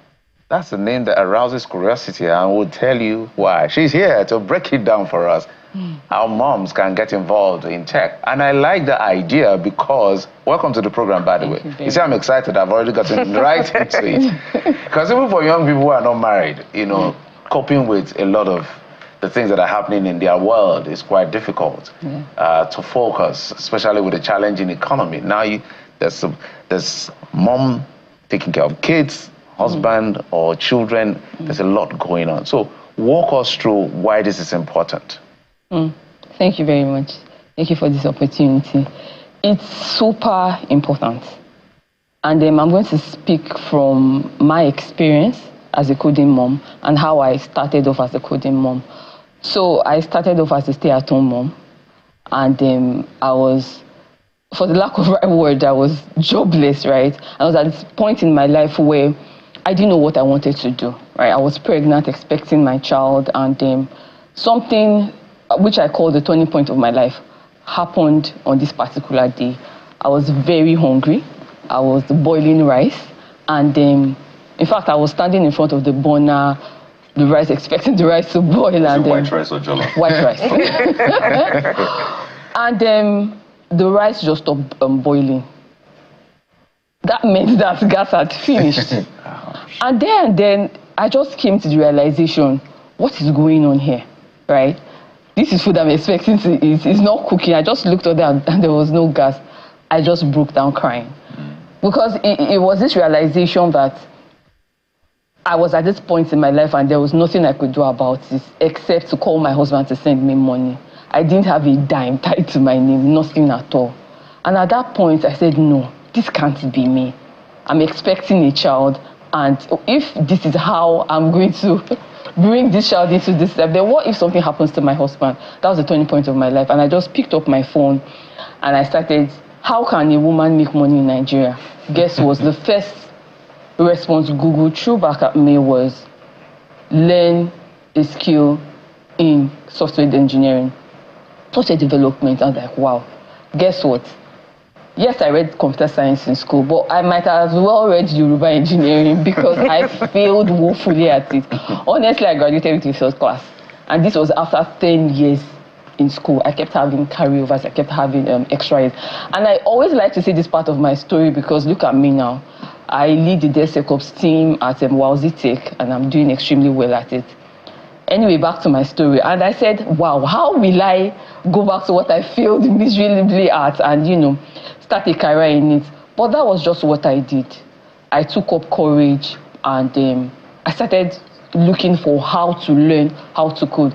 I saw a couple of platforms, which I followed was Codecademy. I started learning how to code in Python. To cut the long story short, 9 months after I got my break in tech, which was an internship role at Venture Garden Group, and that was how my journey started. And in the course of that journey, I mean, it has been amazing. This is 2018. That was when my journey started. I realized that most of the time I'm the only one in the room. It's either I'm the only lady, or I'm the only mother, or I'm the only black woman, right? And it just roused that anger again, that no, this can't be only me. There was a time that I was dealing with an infection my daughter had, the lung infection, and I had a very massive deliverable at work, and I was battling between two. Thankfully, I had an amazing line manager, Iman, that really believed in me and always, you know, pushed me for success. And I told her that I can't deliver at this point. I have to take my daughter to the hospital and I have to be with her. And he supported me. Then again, I was like, what if I didn't have an understanding manager? I'll probably have to drop this job because of a very valid reason, which is to go take care of my daughter. Then I thought of it. Even if I can't be there for everybody, I could be there for a couple of people. That was how the Coding Mom movement started. In fact, it was from my daughter's illness. And I decided to start a movement where I can support, show women, mothers that, look, your life does not have to start and begin in the four walls of your family, in the four walls of your home. You can make something out of yourself, even in areas where people think you don't belong. You can actually bring your table, bring your chair and sit in it, which is what I've done. You have a lot of light bulb moments, and if you write a book, let me hand over to my colleagues. Nicola. Well, interesting story, and I'm inspired, particularly because of that gender aspect. So, what have you found since starting up Coding Mom? Is it that more women are not necessarily participating because of lack of interest or because of the challenge of inclusion? In all honesty, yes, it's a challenge of inclusion. Such an amazing question. Thank you for that. But then, a lot of the times, it's an issue of mindset. We don't believe that we belong. We don't believe that we have a place in tech of all things, right? A lot of the times, that is the issues we have to deal with. In my experience as the Coding Mom, I mean, when we make the call to bring in mothers, we have a lot of people. We have a lot of people that want to join us. But then when we have one-on-ones with them and we speak with them, there's this issue, I have 3 kids. I'm not sure I can do this. I don't know maths. I don't know this. I'm like, look, the first thing is your mindset. If you don't have a growth mindset, I believe that, look, learning is a continuous thing, right? Your ability to learn and to grow is limitless. You actually can do anything as long as you set your mindset and you believe that you can, right? If I, after graduating, spending 10 years in school for a course that I failed woefully at, can make something this much of my life, I believe anybody can do it. Any woman can do it. Any mother can do it. So a lot of the times, the first 3 months, I'm always addressing this issue of mindset. Everything and anything is figure-outable as long as you believe you can. Yeah. I love that word. Figure-outable. Figure-outable. So let's be a bit more practical now. Okay. So I want to paint a scenario. A woman who's listening to you and she's like, I want to be like you. I think I could do this. But she has 3 or 4 children who are on midterm right now. You know, they're on midterm, so there's a lot more work. So she's seeing them playing around. Stop that, don't drop that, don't pick that, don't break that, stop writing on the wall. And she has a business that she has to deal with as well. And she has the home front to take care of. And you're painting this beautiful picture to her. She's like, how can I possibly achieve that? If not the children, my business. If not the business, the home. If not the home, some other needs. So where can she start from right now? Amazing. Thank you very much. Start from where you are. When I started off 5 years ago, 6 years ago, like I said, I was pregnant and I started learning like in the final trimester of, in fact, like the last 3 weeks of my pregnancy. So I had a break, immediately I had my child, and I immediately went back to it. This was my strategy. My daughter will play throughout the day, right? And sleep for most part of the night. Every time my daughter slept, I sacrificed 2 hours every night for 4 months, every night, learning how to code in Python. Consistently. That's despite being denied sleep as a result of being a first mom. I mean, I was the first time mom. There was a lot of things I was also learning, but I was just resolute. Like, look, 6 months must not miss me the same way I am. Then again, she was, and she still is my inspiration. I'm like, what do I want to kind of pattern for her? What do I want her to see? I want her to see a strong, resolute, and a committed mother. I always keep my promises to myself. I might promise you heaven and earth, and I might not deliver as much as I want to, but when it comes to me, I always keep my promise. If I say I'm going to wake up every night, between 12 a.m. and 1 p.m. and deliver on this, I will do it. Because I want to show and prove to them. Every time I do this, I build confidence in myself. I show that I'm able to do this, and every woman is able to do this. So, in practical things, yes, we are very busy, but we also have windows of rest. Right? Maximize those, even if it's 30 minutes, 1 hour. I always tell the women of the coding mom, commit, and this is the promise we make to ourselves. Commit to 1 hour of coding every day, come rain, come shine. Same place, same time, doing what you have promised yourself you are going to do. Like create a routine. Yeah, create a routine, schedule it. Have an accountability person that will call you at that time. And babe, you said you were going to be doing this at this time. What's up, right?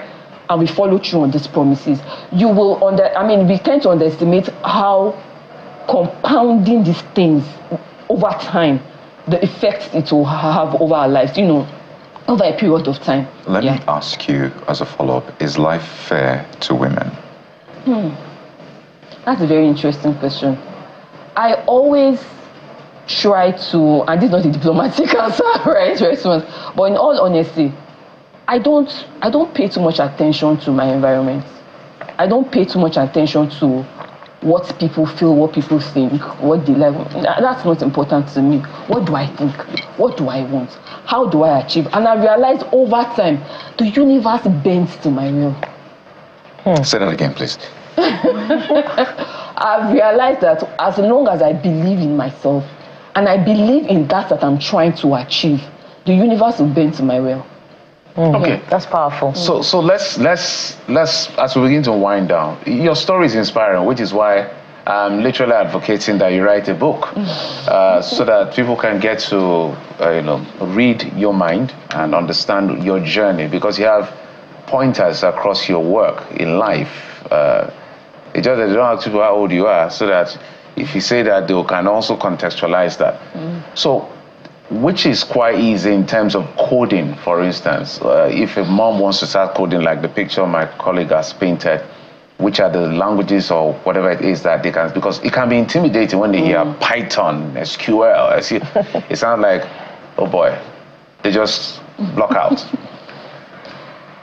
So, if I get your question correctly, are you saying which is like where do they start from? Where do they start from? Interesting. In terms of the language you want to use to code. Yeah. So it depends. You don't necessarily have to code, right? So there are different career paths. There are those career paths that require you learning how to code. There are some of them that don't require, and there are no code routes too, right? Which are career paths that you don't necessarily need to learn how to code, but you can apply coding principles to achieve, like build applications and all that. I don't necessarily say which is the easiest route, because everything actually has some level of challenges attached to it. Even being a mom is very challenging, right? But this is what I will say. What do you want to achieve? What do you want? And this is what I ask the women that comes to the Coding Mom community. So a lot of the time, they don't even know. So we have different tests, personality tests, we have different articles we make them go through, right, to see the different areas in tech that they can apply themselves to.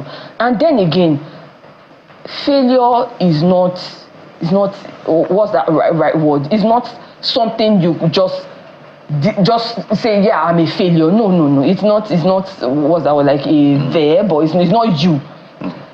abstract. A failure is a thing, yes, it's real and all that, and that's very valid. But then it's just an event. Move on from it. So if you are learning, for example, how to code in Python, and you are not really getting it, what I tell you, do yourself 3 weeks. If this thing is not really gelling with you, move on from it. Let's go on to the next thing. In my career, I've pivoted from different career paths in tech, right? And I keep moving on, I keep growing, right? I started off as a front-end engineer. From Python, I moved to front-end engineer, and now I'm into DevSecOps, and I lead the team currently.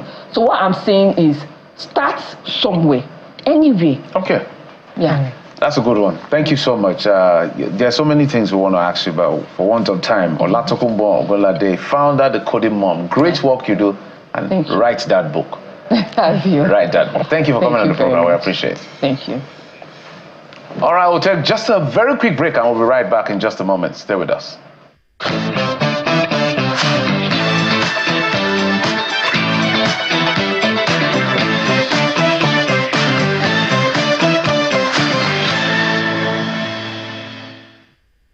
And Honorable Natasha, I see she has been dragged, she has been called all sorts of names, she has been labeled as the home breaker, you know.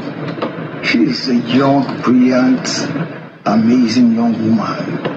You understand what I'm saying? And she had nothing to do with, you know, what's happening between me and Annie in our marriage.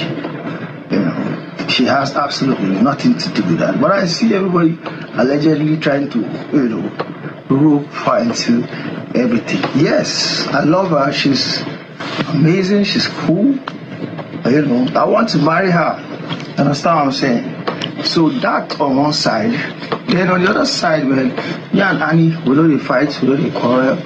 You know, we have a good understanding of ourselves and what's going on. So allegedly, everybody that has been saying stuff allegedly, keep alleging. We shall continue to be alleging. You understand what I'm saying? So.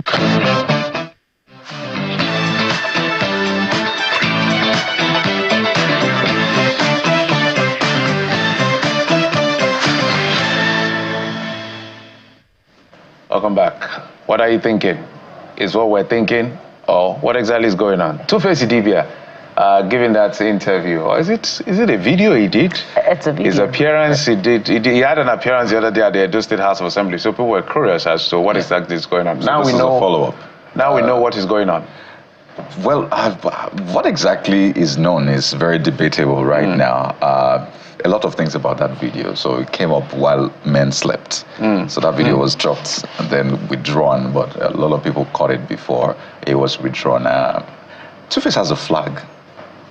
Right behind him. That was a flag, allegedly. I don't think I've heard allegedly said as many times in a very short period as in that video. There is a part to chuckle about.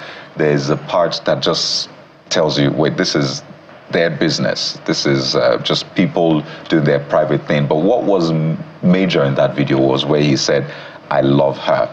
And I'm going to marry her. That's talking about the lawmaker in question. Clearly. Yeah. Now, the lawmaker in question, whom we've spoken to on the show, by the way, and that was last year, it wasn't about this, Honorable Natasha Osawaru, who's a granddaughter of a former governor of Edo State. She's a lawmaker in the Edo State House of Assembly, so it looks like the plot thickens, but he's essentially saying, everybody keep alleging, but I love her, I want to marry her. Yes. Well, interesting times ahead. I have just one line. It must be a very difficult time for the Idibias right now, so our prayers are with them. Well, we'll just allow it to play out itself. It's their story. Our job is to report whatever is going on. It's a challenging thing. It's a family issue, so sometimes it's quite difficult. Just that the personality involved is a popular person, so that's why it's a public conversation. But we'll allow it. Is it fester now or evolve? And then we'll get to know what exactly is playing out here. But he said what he said. He has defended it with his chest. We'll find out exactly what it means. Thank you so much for your time and company. I'm Jeffrey Uzama. Bye-bye. We're back again tomorrow. Thank you so much. Remember, the universe can bend to your will. I am Bukola Koka. Sunrise Daily is next. I'm Kaido Kikilu. Goodbye.